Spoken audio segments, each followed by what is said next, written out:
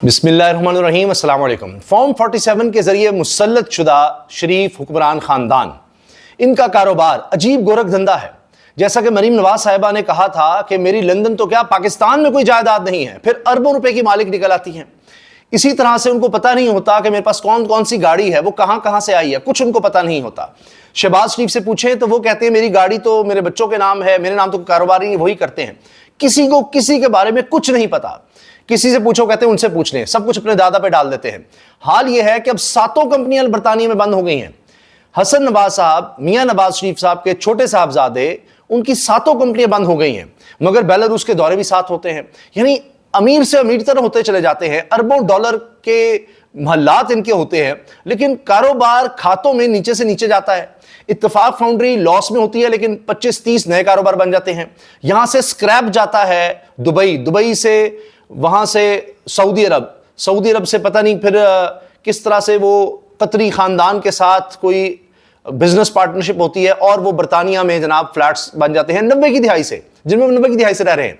और बीबीसी पे इन्हीं हसन नवाज साहब का इंटरव्यू हुआ था 90 की दिहाई में, तो उन्होंने कहा मैं यहां रह रहा हूं महल्लात में, मुझे नहीं पता किसकी मलकियत है और बस इनका हम रेंट दे देते हैं। किसको देते हैं, कौन मालिक है, कोई पता नहीं।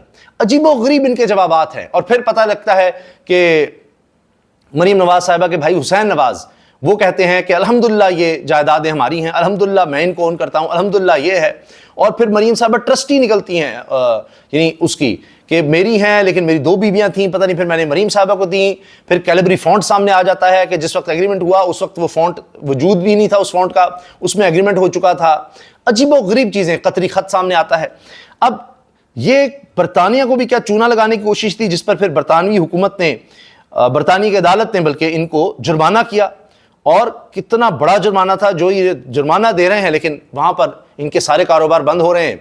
फिर बेलारूस का दौरा होता है, वहां पर यही हसन नवाज साहब मौजूद होते हैं, बेलारूस के सदर, जिसको कहा जाता है करप्ट तरीन आदमी की फहरिस्त में वो रहा है। नवाज शरीफ साहब भी वहां होते हैं। और वो सरकारी दौरा अजीब था कि जिसमें मरीम साहबा भी थी, उनकी बेटी भी थी, और जो ताल्लुकात बन रहे थे वो जाती नौयत के नजर आ रहा था, मुलाकात से, अंदाज से।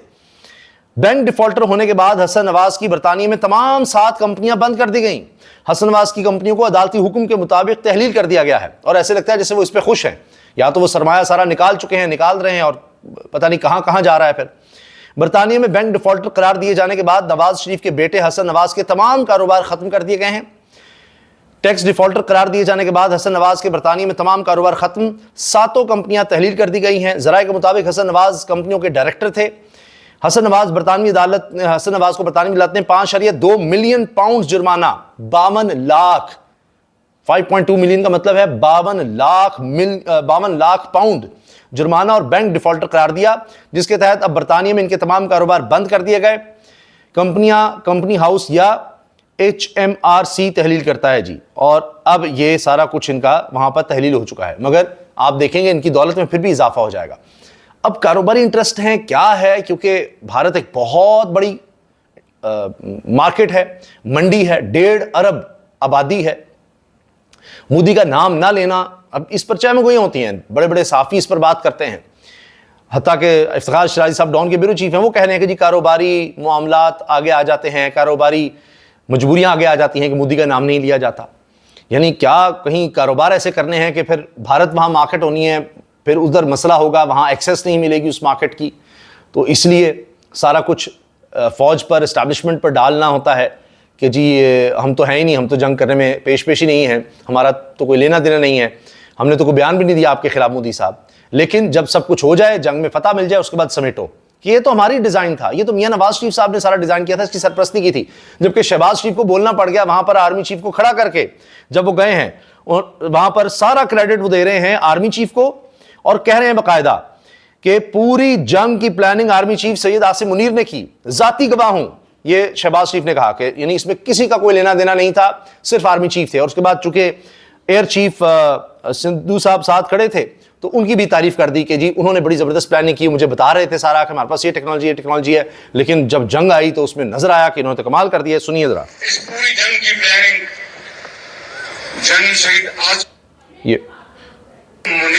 ये उस पूरी जंग की प्लानिंग सुनिए। जंग की प्लानिंग जंग शहीद आजम मुनीर ने की। इंतहाई दलेरी से दानिशमंदी से मैं उसका जाती तौर पर गवाह हूं। ले जी, वो कह रहे हैं मैं जाती तौर पर गवाह हूं। यहां असमा बुखारी साहब कह रही है जो कुछ किया नवाज शरीफ ने किया, क्योंकि उन दिनों में दिन रात मेरी उनसे टेलीफोन पर और हमारी फेस टू फेस मुलाकात होती थी। और इस हौसले के साथ मैं आपको ये कहना चाहता हूं कि बतौर एक पाकिस्तानी के मुझे इनके ऊपर फख्र है। ये कौम के फख्र है, कौम के फख्र है, कौम के बेटे हैं ये बिल्कुल। और इसी तरीके से ए मार्शल कौम के बेटे हैं, कौम भी फख्र है, उनकी तारीफें। ज़हीर बाबर ने ये मुझे बताया करते थे कि प्राइम मिनिस्टर मुख्तलिफ मौकों पे कि प्राइम मिनिस्टर हमने ये इंटरवेंशन की है, ये टेक्नोलॉजी लेके आए हैं, ये हमने साइबर की हमने एबिलिटी हासिल कर ली, बताया करते थे। ये मुझे बताया करते थे। अब एयर चीफ की भी तारीफें हो रही हैं। और मैं ठीक है जी, उसको अप्रिशिएट करता था, लेकिन उसका अमली मुजाहरा जो इन्होंने 9-10 में जो किया है, मैं समझता हूँ कि ये यकीनन ये सपा सरार और ये मार्शल आज कौम नहीं जी, ये कौम के हीरो हैं। अब वहाँ नवाज शरीफ का नाम कहीं नहीं ले रहे। ये फौजियों से खिताब करते हुए इन्होंने कहा है, जिन्होंने इस मार्के में हिस्सा लिया, उनसे खिताब करते हुए। इसके अलावा जनाब सियालकोट में जीत यकीनी नज़र आ रही है। सारे लोग यही रिपोर्ट कर रहे हैं। ज़िमनी इलेक्शन होने जा रहे हैं सियालकोट में, PP 52 में, और उसका शेड्यूल भी जारी कर दिया गया है। ये जून के शुरू में ये इलेक्शंस हैं और ये सीट खाली हुई थी चौधरी अरशद जावेद बड़ाइच की वफ़ात की वजह से, नून लीग के थे। और अब PP पंजाब प्रोविंस 52 सियालकोट ज़िमनी इलेक्शन शेड्यूल जारी हो गया है और इसमें जनाब पोलिंग 1 जून को होगी।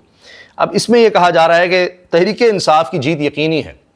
अगर यानी थोड़ा सा भी फ्री एंड फेयर इलेक्शन हो गया, थोड़ा सा भी, यह आप अंदाज़ा लगाइए, इतना यहाँ पर कहा जा रहा है कि मार्जिन है, इतनी बड़ी लीड है। ढोल के निशान से यहाँ पर उम्मीदवार हैं तहरीक इंसाफ के रहनुमा फ़ाखिर निशात घुमन। और क्योंकि अब सारी कैंपेन में ये नज़र आ रहा है ये समड़ियाल से चौधरी फ़ाखिर निशात घुमन ढोल के इंतखाब निशान से इलेक्शन लड़ेंगे और वहाँ पर जनाब अजीम घुमन के डेरे पर पहुँचे सलमान राजा, उन्होंने भी वहाँ जाकर इनके हक़ में बात की है। और ब्रिगेडियर असलम घुमन के भाई अजीम नूरी घुमन की हिमायत के बाद PP 52 समड़ियाल में तहरीक इंसाफ की पोजीशन कहा जा रहा है बड़ी मजबूत है और ये यहाँ से वाज़े अक्सरियत से जीतेंगे। लेकिन अब हुकूमत ने अपना जोर लगाना शुरू कर दिया है और इनके बैनर वगैरह वो उतारे जा रहे हैं, वही हथकंडे जो हर दफ़ा आजमाए जाते हैं। इसके बावजूद 8 फरवरी 2024 को लोगों ने फैसला सुना दिया था। दूसरी तरफ पब्लिक अकाउंट्स कमेटी की चेयरमैनशिप के लिए दोबारा वापसी हो रही है जी जुनैद अकबर की, और इमरान खान की पैगाम आया कि अगर वो दोनों काम साथ चला सकते हैं, खैबर पख्तूनख्वा की सदारत का भी और तहरीक भी, कैंपेन भी, यानी तहरीक के लिए लोगों को इकट्ठा कर सकते हैं, तो ठीक है। तो अब पब्लिक अकाउंट्स कमेटी की चेयरमैनशिप से उन्होंने इस्तीफ़ा दिया था कि जी बहनों ने आकर पैगाम दिया है। अब बात यह है कि वो कहते हैं जी अगर लीडरशिप समझती है दोनों काम ही कर सकते हैं तो करें।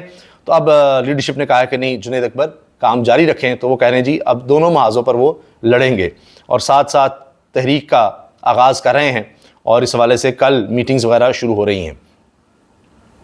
आखिर में जी all parties conference Nawaz Sharif ने नहीं होने दी। जुनैद सलीम सीनियर सहाफ़ी का इंकशाफ। नवाज शरीफ ने कहा कि पूरा मेला मुझे जलील करवाने के लिए सजाया जा रहा है, इस मीटिंग का निशाना मैं हूँगा, मुझे गारंटी दी जाए इस मीटिंग के दौरान मुझ पर एक जुमला भी नहीं कसा जाएगा। ये बातें हो रही हैं। लोग मजाक उड़ा रहे हैं असमा बुखारी साहबा के बयान का, जिसमें उन्होंने कहा कि जी नवाज शरीफ ने सारा डिज़ाइन किया, इसकी सरपरस्ती की, ये जो जंग थी इसकी हिकमत अमली सारी, एक एक चीज़ को वो देखते रहे और उनकी मर्ज़ी से सब कुछ हुआ। फिर कोई कह रहा है कि जी मुर्दा बोलता नहीं और जब बोले तो कफन फाड़ देता है। इतना बड़ा झूठ बोलकर असमा बुखारी पर पीका एक्ट क्यों नहीं लगा? ये शिराज अहमद शिराजी रिपोर्टर हैं, उन्होंने ये बात की है। इफ्तिखार शिराजी साहब एक और सीनियर सहाफ़ी, वो कहते हैं जी 3 बार वज़ीर-ए-आज़म रहने वाले नवाज शरीफ जंग के दिनों में एक दिन भी पार्लियामान नहीं आए। अब असमा बुखारी साहिबा ने जंगी हिकमत अमली का क्रेडिट नवाज शरीफ को दे दिया। एक शख्स जो सिर्फ पार्लियामान का रुकन है वो किस हैसियत से जंगी हिकमत अमली मुरतब कर रहा था? ये तो फौजी क़यादत पर संजीदा सवाल उठ गया। ये डॉन के ब्यूरो चीफ हैं। फिर तलत हुसैन साहब ने अपने प्रोग्राम में वज़ीर इत्तलात व नशरियात से कम 2 मरतबा सवाल किया असमा बुखारी के बयान पर। तो उन्होंने कहा कि जी सारा जंगी मनसूबा नवाज शरीफ की निगरानी में तैयार हुआ, ये कब कहाँ कैसे हुआ? इसका जवाब दिया जनाब अता ताड़ साहब ने कि जी वो देखें वो पार्टी के सरपरस्त हैं, चीज़ें उनके इल्म में होती हैं, बस मैं ज़्यादा डिटेल में नहीं जाऊँगा। फिर उन्होंने सवाल किया लेकिन कैसे, किस तरह वो सरपरस्ती कर रहे थे, क्या अहकामात वो दे रहे थे? तो कहा नहीं मैं डिटेल में नहीं जा सकता, जंगी हिकमत अमली के बस वो हमारे सरपरस्त हैं, वो पार्टी के लीडर हैं, आएँ बाएँ शाएँ। तो ये आएँ बाएँ शाएँ कुछ कारोबार में भी ये लगाते हैं और समझ नहीं आती कि डिफ़ॉल्ट होने के बाद भी अमीर होते चले जाते हैं। इसी तरह सियासत में भी अजीब है, वोट नहीं भी होता फिर भी یہ آ کر اقتدار پر بیٹھ جاتے ہیں. ہے نا کمال. پیپلز پارٹی والے کہہ رہے ہوتے ہیں جی یہ تو فارم 47 جعلی, ان کا گورنر کہہ رہا ہوتا ہے, لیکن پارٹی نے روکا ہوا ہے. ندیم افضل چند بھی یہ کہہ رہے ہوتے ہیں. اب دیکھیے کیا گورکھ دھندا ہے یہاں پر سیاست کا, کاروبار کا. سیاست اور کاروباری کیسے ساتھ ساتھ چل رہے ہیں اور عجیب و غریب طریقے سے چل رہے ہیں. اجازت دیجیے, اللہ حافظ.